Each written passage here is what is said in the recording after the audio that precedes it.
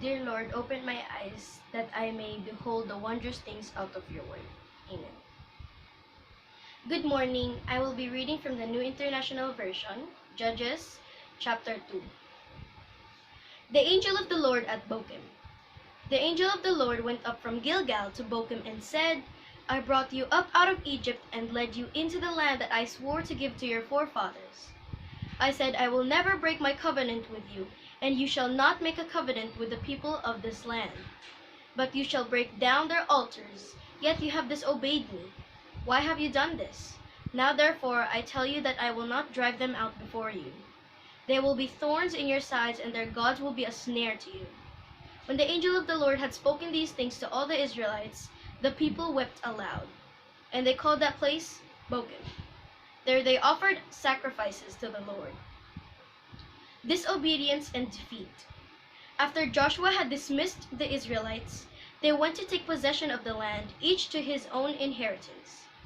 The people served the Lord throughout the lifetime of Joshua and of the elders who outlived him and who had seen all the great things the Lord had done for Israel.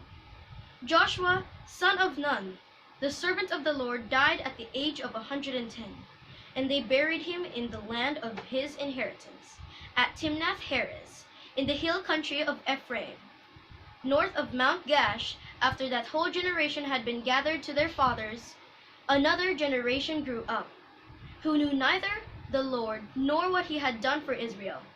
Then the Israelites did evil in the eyes of the Lord and served the Baals.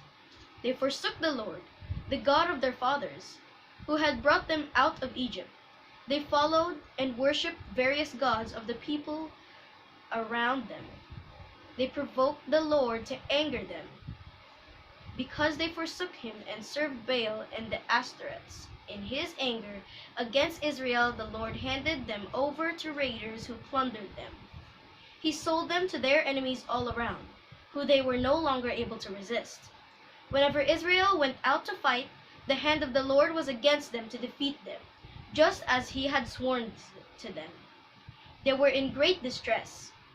Then the Lord raised up judges, who saved them out of the hands of these raiders. Yet they would not listen to their judges, but prostituted themselves to other gods and worshipped them. Unlike their fathers, they quickly turned away from which their fathers had walked, the way of obedience to the Lord's commands. Whenever the Lord raised up a judge for them, he was with the judge and saved them out of the hands of their enemies, as long as the judge lived. For the Lord had compassion on them as they groaned under these deep, oppressed, and afflicted them.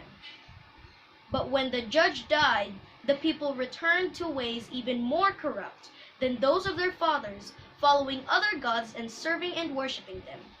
They refused to give up their evil practices and stubborn ways.